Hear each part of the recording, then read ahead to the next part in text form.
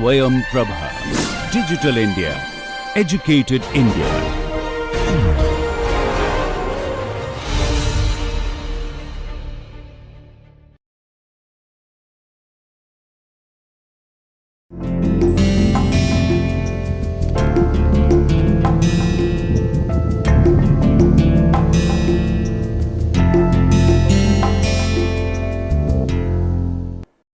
Hello and welcome to the third lecture in the course on blockchain. In the first two lectures we saw the basic definition of a blockchain, what is it, how is it composed, how is it maintained, what are its advantages, benefits, how does it change the entire businesses given that it does things in a different manner, how is it that it can be a disruptive technology. We also looked at types, I went into a little depth on encryption, the key foundation on which blockchain is founded or runs, which ensures the security and integrity of data. Throughout most of the discussion yesterday, I focused on one type of blockchain which is a public blockchain, but many of the cryptocurrencies, for example, are on public blockchain, but they are not suitable for in every situation. There are other varieties of blockchain. There are multiple ways of classifying blockchains. So, we will take a look at that. That will help us decide, given the situation, what is the best type of blockchain to implement.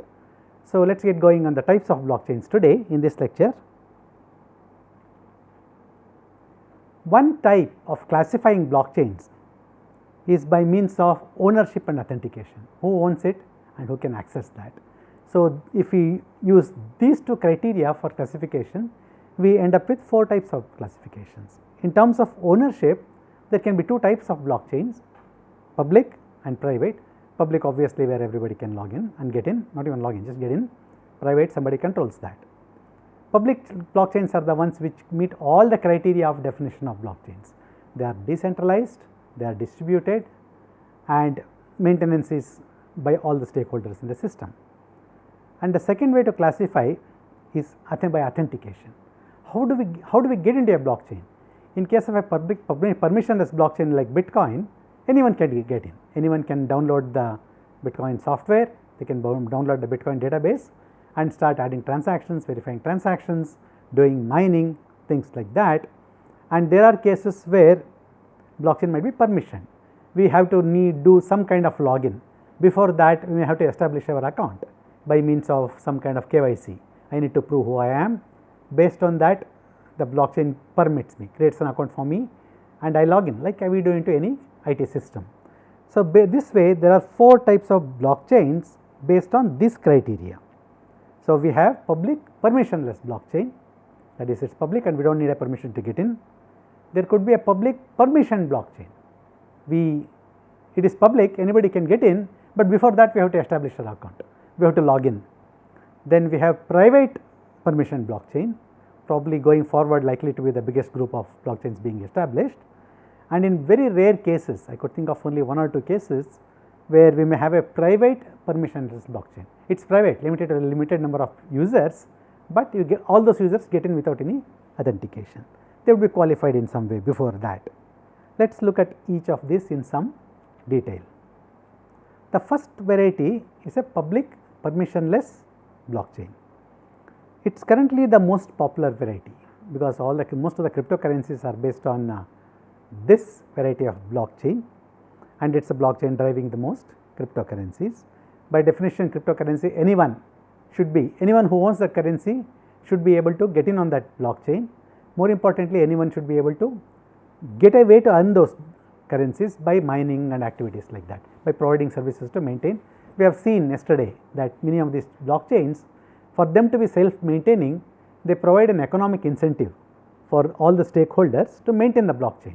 Maintaining includes mining for the blocks, that is assembling all the transactions, calculating the hash to the previous block, putting them together, hashing them again and adding them to the blockchain with the pointer to the previous block, then verifying transactions, validating transactions. All these activities are essential for maintaining the blockchain, and typically public permissionless blockchains incentivize that. So, that means anybody should be able to get in on them. And these, as I said, meet all the criteria of a broadest variety of blockchain. There is no single owner, it is completely fully distributed and decentralized. That is, no single person can make changes unless there is a consensus among all the participants. This is how it is in most of the cryptocurrencies, including Bitcoin. And who owns it? No one. Everybody owns it on the other hand. So, which also gives it some inherent strengths. As we have seen, a blockchain like this, it is not amenable to hacking very easily. You hack one node, there is another node always running, and the more nodes it is, more resilient and stronger it becomes, more resistant to hacking and bringing the system down, what we call as a denial of service attack. And decentralized in the sense that any change that happens, any modification, any addition, any maintenance, all happens with consensus of all the participants. No single person can make the rules. The rules are transparent, all of us do follow, but before anything that we do gets accepted, others have to agree on that. And by nature, since it is public, anyone can go into the blockchain, read all the data. They can verify things. Again, let us going back to yesterday's example.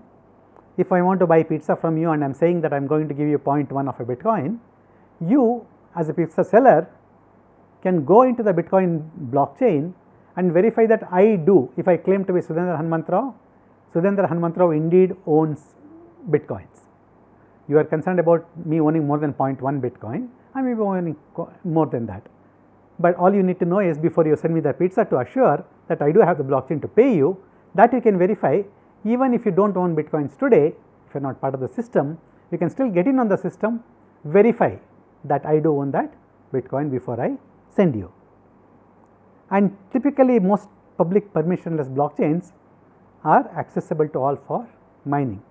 Remember, mining is the task of gathering transactions, creating the block and adding them, and this is rewarded. This is a maintenance activity. That is how public permission blockchains maintain themselves, and this is being rewarded. This is rewarded in such chains by some incentive scheme. For example, in case of the Bitcoin, we will see a little later what it does. You solve a very complex mathematical puzzle. You gather all the transactions, calculate the hash, calculate what is called a nonce using a very complex mathematical puzzle, which may take a lot of time and effort in terms of amount of computing power you deploy. Based on that, you prove that you have the right block to be added, gets approved, then add. This activity is called mining, and public permissionless blockchains, anybody can go and mine, and you get rewarded. As I mentioned yesterday in the previous class, you get up to 12.5 Bitcoins today for successfully adding one block to the Bitcoin blockchain. Interestingly, it is also the way by means of which new Bitcoins are created. Remember, Bitcoin is a cryptocurrency, and in case of currencies, who issues currency? It is typically the central bank, Reserve Bank of India in India, it is the Federal Reserve in the US, or Bank of England. That authority decides how much of currency notes to issue to the market. They use various criteria, money supply and this, that and all, worry about inflation and things like that. Based on a set of criteria, based on a set of policies, which may not always be transparent, they issue new currencies. In the cryptocurrency world, in the Bitcoin world, rules are very transparent. You successfully add mine excuse me. If you successfully are able to add a mine and add a block to the Bitcoin blockchain, 12.5 new Bitcoins enter into the system. That is how it is very predictable and transparent. We know at what rate money supply is added into the system. So, examples being Bitcoin, most of the cryptocurrencies run on a public permissionless blockchain variety. Let us move on to the next variety, public permission blockchains. These may have a single owner, but they are open to public. It is permission, anyone can get in. It is normally decentralized, but there can be a single authority which owns, but it is accessible to everyone. And you may need some way of KYC to log in. You may need to be able to establish your account and then log in. Anyone has access to the blockchain. What I can do with the blockchain might be limited.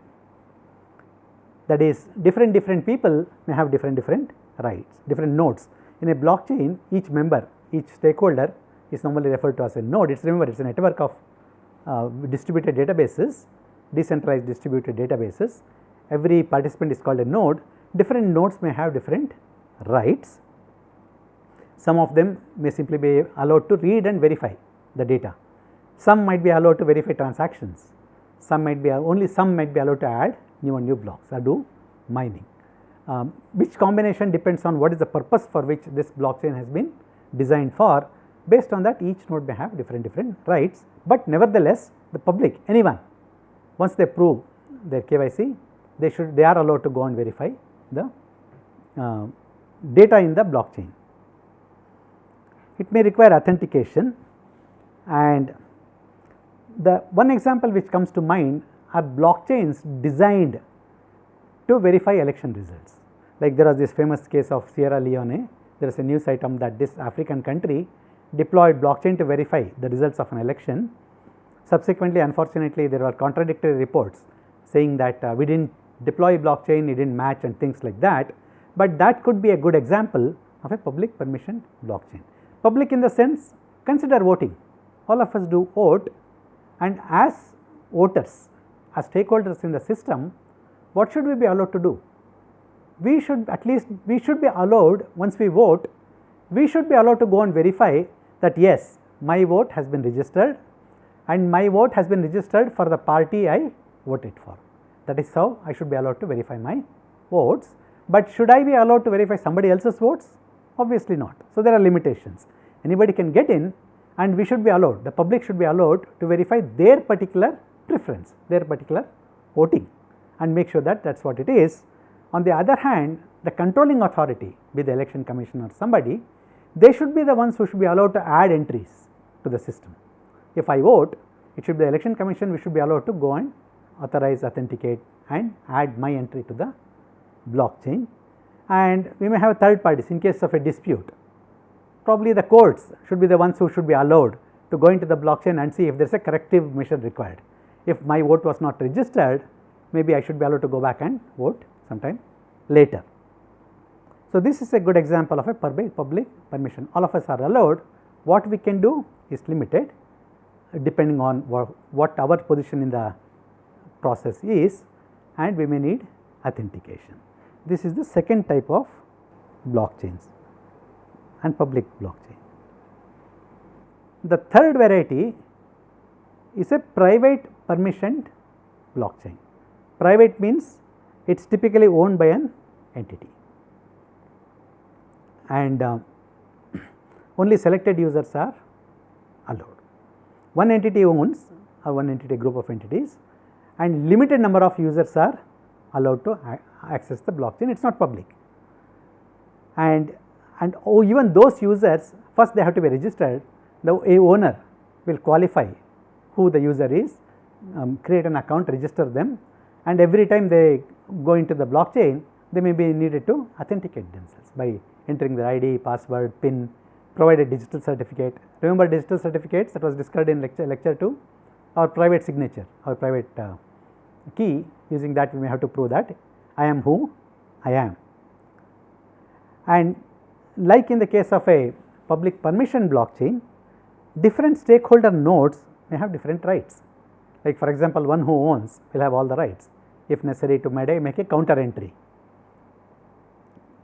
and some users might be allowed to verify the transactions, some users might be allowed to approve the transactions, some users might be allowed to do the mining for transactions.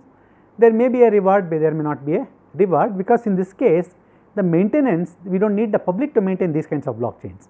The maintenance is taken care of by the entity which owns the blockchain.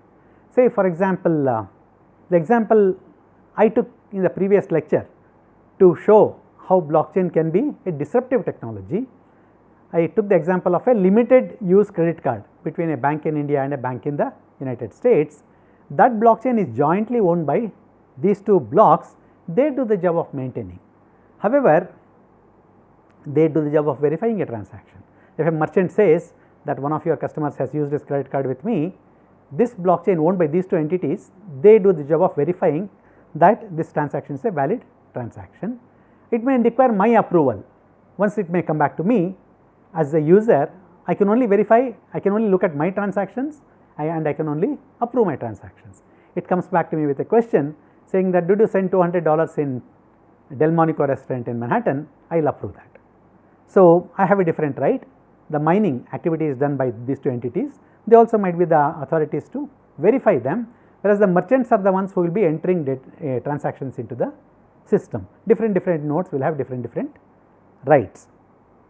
And typical examples are blockchains used to launch private coins. For example, JP Morgan has launched its own cryptocurrency. That is an example of a private permission blockchain. Only those who enter into the JP Morgan system and buy this currency paying dollars will be allowed to enter into the system, and they will be asked to authenticate themselves. Blockchains used for settlements, for example. We will see later that the RBI conducted a pilot study with a bunch of banks, Indian banks, for private settlements between them. That would be an example of a private permission blockchain. Every bank is a member, but they can only do certain activities, only they are allowed, nobody else is allowed. And as we can see, both the examples I gave for this type are from the business world, the financial world, and even the classroom example I gave, the project for auto maintenance, setting up a network of workshops and mechanics for auto maintenance on the road, even that would likely use a private permission blockchain, again another business case. So, very likely that moving forward, this would be the predominant type of blockchains that are going to be built. That is a private permission blockchain owned by one entity, limited number of users allowed, they have to authenticate, and each user is allowed to do different things. Not everybody can do everything. The fourth variety, very rare, I could come up with very weak example for this, but it is interesting nevertheless. A private permissionless blockchain. That is, I am setting up a blockchain which is private, owned by one entity, and limited number of users allowed after various qualifying processes, but permissionless. All those users without permission can enter into the system. Only selected users are allowed, and all users can freely access the blockchain. Different stakeholder nodes may have different rights, but they may also have common rights also, depending on the case study. Rights to approve, right to verify, right to do mining. An example I could come up with is blockchains used within a private club. Suppose, or even a blockchain set up for a family. Let us take this fun example. Suppose we are a family of 5 people, 6 people, myself, my spouse, 3 children and a parent. Suppose I can set up a blockchain for our own family, where every family member, for all the expenses they do, they enter it onto the blockchain, and that is all they can do. I, as the owner of the blockchain, I can approve their expenses, like I give pocket money to all my children, depending on what they enter it for. I can approve it and pay them for that using a blockchain. So, right now we give pocket money and it is out, we give pocket money, they spend, we do not check. Here is a way where we can do that. I do not imagine this becoming common, but I can imagine a situation like that, where this is an example of a private permissionless blockchain. I do not need to verify, I know who the members are, and only those I am going to allow into the blockchain. Once they come into the blockchain, I do not need them to authenticate every time. I know who they are, and some token we use to let them in, but every time they may not need to authenticate, and different rights. I have the right to give money, they have the rights to make their entries, and I have the right to approve those transactions. Likewise, any blockchain which is allowed for a private club, where we can lock it in some way to each user, will be an example of a private permissionless blockchain. Otherwise, no other serious example I have come across, but one would never know. We always find new ways to apply old things, we find new ways to do new things, and blockchain permits those kinds of things. So, these are the 4 varieties of blockchains based on ownership and type of access: public, private, permissioned and permissionless. There is a different variety of the private permission blockchain. It is called a consortium blockchain. It is also sometimes called a federated blockchain. It is very similar, it is almost identical to a private permission blockchain, except that it is owned by a group of owners. It is similar to a private blockchain, except it is owned by a group of owners. All the other rules remain the same. Ownership is among multiple owners or a group of owners or a consortium, but other rules remain the same. Only selected users are allowed. Different stakeholder nodes may have different rights. Blockchains used by a consortium of banks for settlements is a good example. A bunch of banks may set up a blockchain to do overnight settlements. It may be owned by 5 or 6 banks, but every bank registered in the country is allowed to use this system for settlement. So, this would be an example. It is owned by a bunch of banks, but more members are allowed.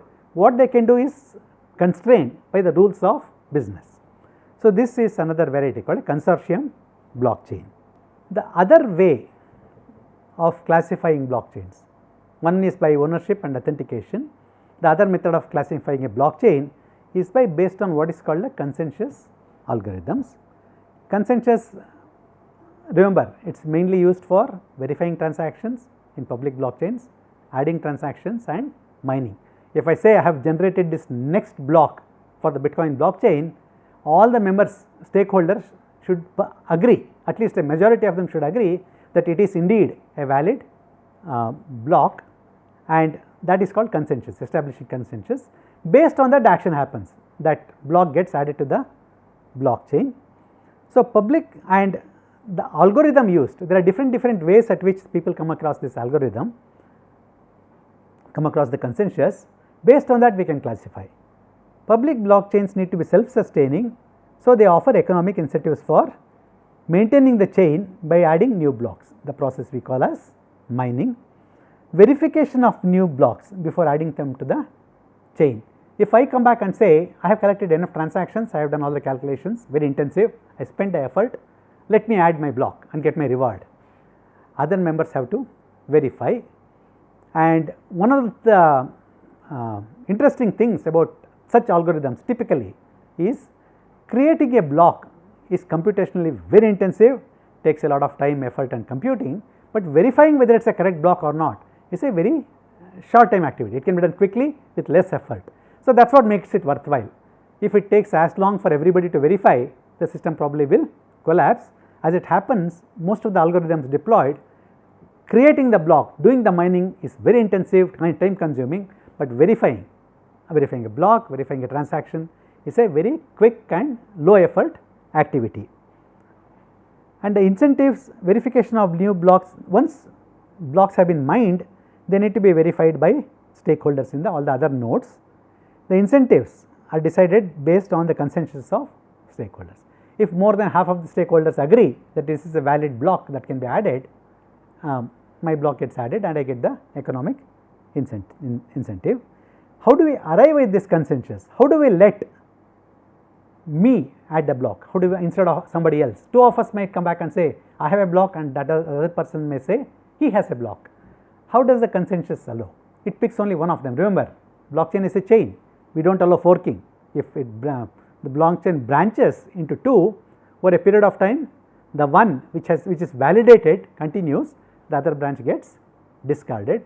How is that approval done? How do all this verification process choose whose block is the right block? There are two very commonly used algorithms to do that. That is what we are going to see now.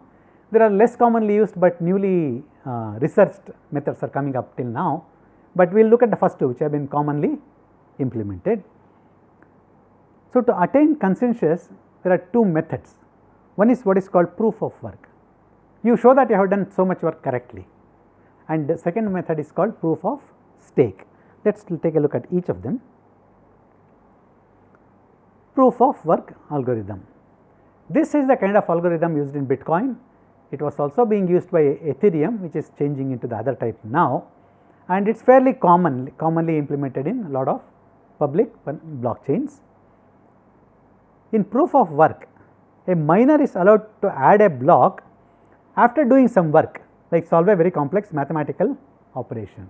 Gathering transactions might be is fairly easy. Creating a hash might be fairly easy. Creating the hash of the previous block can be fairly easy, but creating a total hash of the whole block called the nonce, that is very computationally effectively intensive. In fact, all of these activities take a lot of effort. So, before I present a block to be added, I should have done all this work, and what I am, and others will verify that yes, indeed I have done all this work correctly. I might have spent all this effort, and if I am trying to commit a fraud, I make a mistake, all this effort will go waste, and the consensus will not. They will also do the same calculation, they will do the verification, and if they all of them do not agree, if the majority of them do not agree that what I have done is valid work, my block will get discarded only when I have shown that I have done the work, I have done the requisite amount of effort, and correctly my block will be accepted for joining to the adding to the blockchain.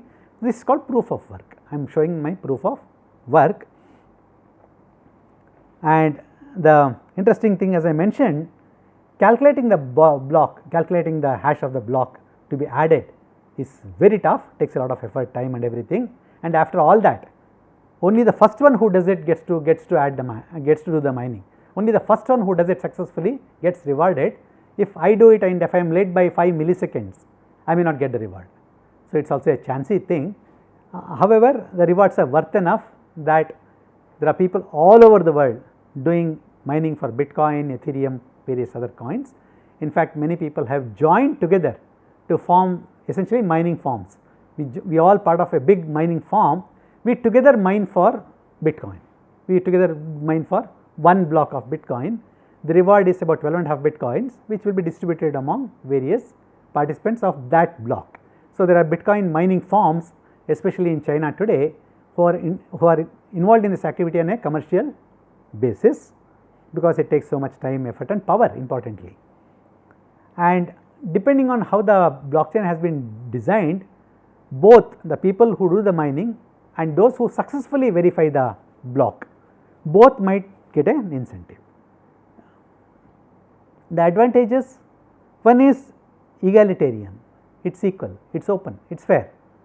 Everyone has an equal chance to mine a block, just that it takes more, those who deploy more effort, those who deploy more computing are the ones who will do it quicker. So, in that sense it is linked to amount of time and the amount of investment put in, investment and power consumed and the number of computers put in, it is linked to that. But anyone can do mining, anyone stands a chance of doing it successfully and be rewarded for it. So, in that sense it is open and fair to all the players, even if you do not do Bitcoins today. This is one of the ways to earn a Bitcoin.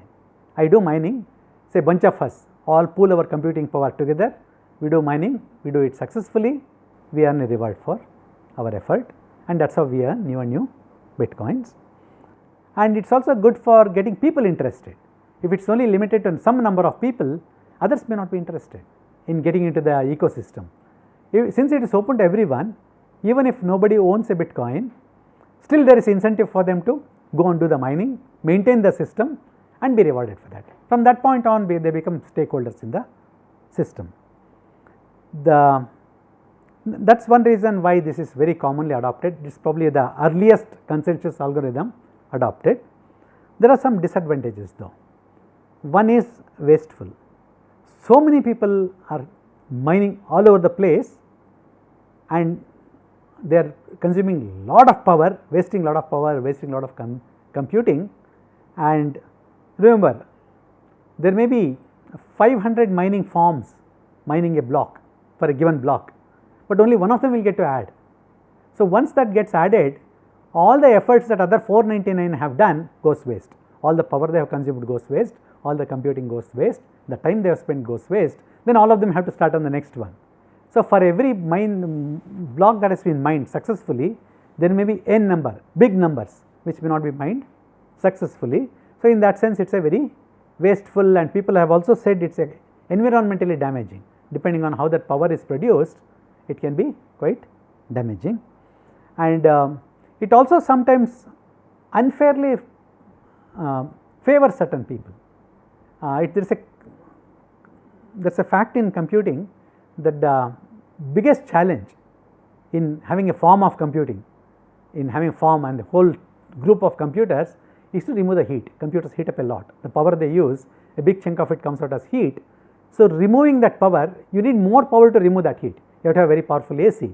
So, naturally cold countries where there is lot of power cheaply available, are at an advantage in mining in proof of work. For example, remote parts of Canada, it is very cold, lot of hydroelectricity is available, they are naturally favored compared to a hot and power deficient country like India. One of the quirks of this algorithm, something that it has been used to criticize, factor has been used to criticize this type of consensus algorithm.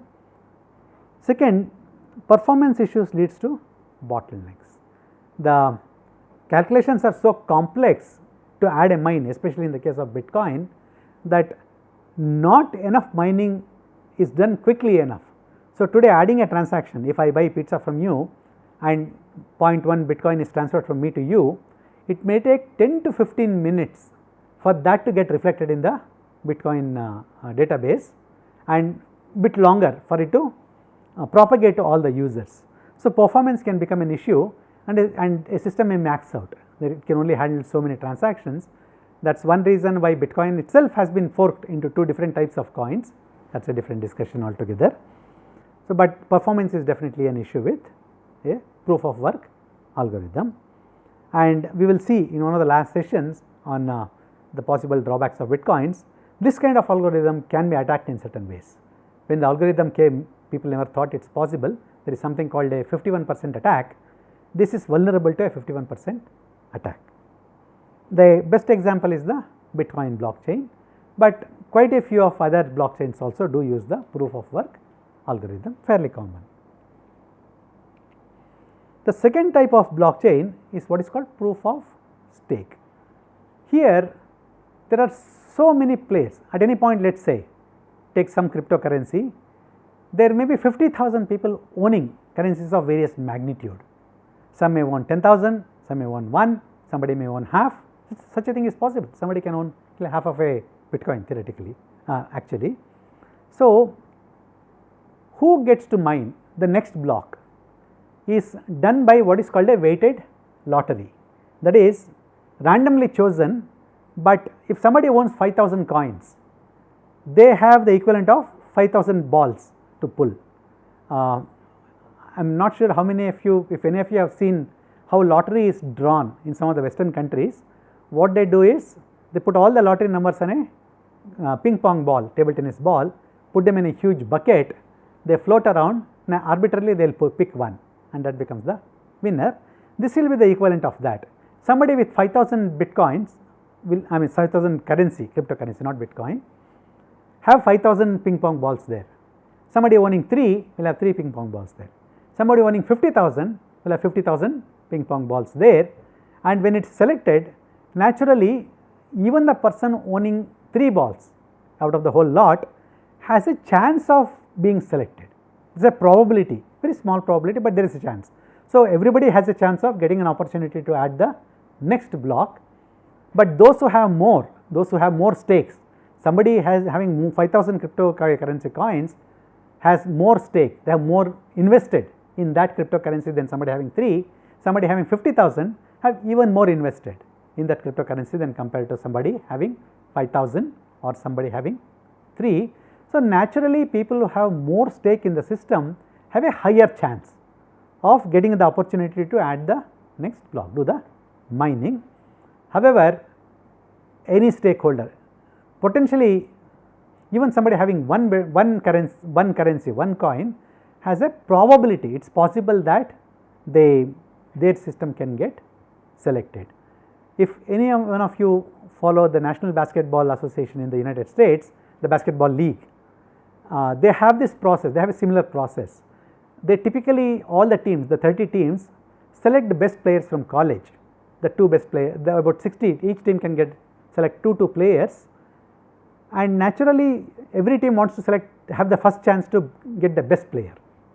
So, the way it is structured today is that the weakest team, the team with the least number of wins, gets to select first, but at the end of the year weak teams may start losing deliberately. To avoid that, the first 3 teams are done using a weighted lottery like this. The team with the lowest wins has 30 ping pong balls there, the team with the second lowest wins has 29, 28, like that. So, and the team with the highest number of wins has 1 ping pong ball. There have been cases where the team with some of the better records, team with the best record still has been able to win the lottery, that is pick the best player. Very similar, anyone who has more stake has more probability of winning the mining, but anyone in the system, anyone with even one ping pong, one coin has a chance of being picked. So, the miner is selected randomly weighted by the value of current holdings. The advantages is efficient. At any point once the winner is selected, only that winner does mining. So, only that winner does all the calculations, solves the mathematical puzzle, generates the hash, links it. So, that way it is efficient, does not wait computing or power, only one person does it at any point, and it also has shown better performance in terms of transactions handled. Too many people are not trying to rush into the system, load the system. At any point only one person will do the mining and consequently mining also happens much faster. Such systems have shown higher efficiency for a given computing power. Blockchains with proof of stake, this is called proof of stake. I get a chance by showing that how much stake I have in the system. Such systems also have shown higher efficiency, they can handle more transactions into the blockchain.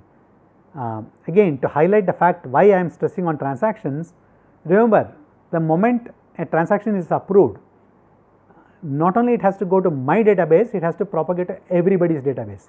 Only when everybody's database is synchronized together does the transaction become valid. That is why it takes a lot of effort, a lot of time. So, that is why performance is very important in the blockchain, and proof of stake has proven to be better at performance. The disadvantage, obviously it favors better stakeholders, bigger stakeholders. If I have more currency or more coins or more tokens in any given Bitcoin, I constantly keep getting better opportunity to mine. That way I can enrich myself depending on the economic incentive provided, but we should not forget the fact that anybody with the least amount of stake also can win the mining lottery. This is becoming more and more popular. The second type of cryptocurrency we are going to study is called Ethereum. It started with proof of work, it is moving away to proof of stake. This in many cases might become more popular than proof of work over a period of time, subject to these advantages and disadvantages. So, these are two most common consensus mechanisms today, but more and more, both obviously as we have seen have their own drawbacks, they have their own limitations, they have their own drawbacks. So, new and new consensus mechanisms are constantly being innovated and being tried out for the strengths, weaknesses and all. One is called delegated and federated proof of stake. It is very similar to proof of stake, except that not everybody can mine, only a bunch of selected nodes are allowed to mine. It is delegated to them. They may have a higher stake, they may have contributed towards maintenance or some criteria. So, all the other nodes delegate their mining activity to a bunch of selected nodes. And many of them also have a mechanism by means of which if one of those selected nodes says that is misbehaving or does not contribute in some way, they can be voted down by all the other members and a new member is voted into the mining pool. So, this is called delegated proof of stake, but very much proof of stake. There is one new method being tried called Byzantine fault tolerance, based on a mathematical concept called the Byzantine generals problem. If any one of you are interested, you can take a look at the Byzantine generals problem. It is based on that. There is one more called proof of burn. This is an interesting consensus algorithm. It is like a bidding process.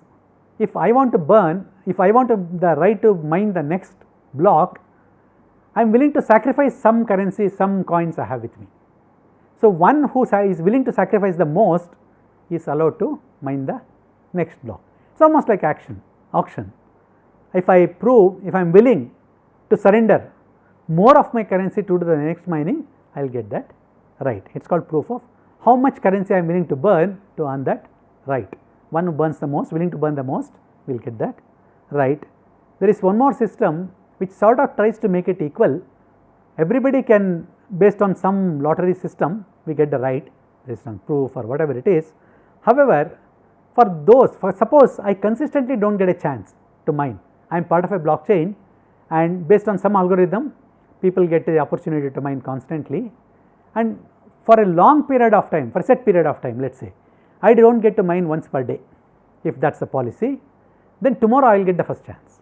If the time elapsed between my last mining and now is some set limit, then all the other odds go away. That person who has the highest lapse time will be, that is, they tries to equalize the mining among all the members based on some kind of lot or lottery.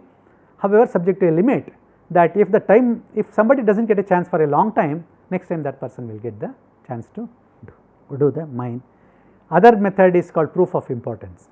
In every blockchain, if each node can be assigned some importance based on some criteria, they get the first rights to do the mining. So, different ways are being tried as to how to attain consensus, and this is only in case of blockchains which involve mining.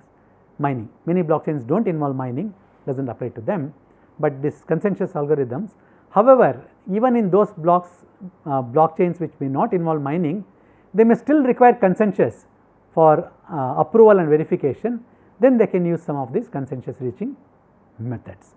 So, this is the other way. One way is by ownership and authentication, another way to classify blockchain is by looking at what kind of consensus algorithm they have deployed.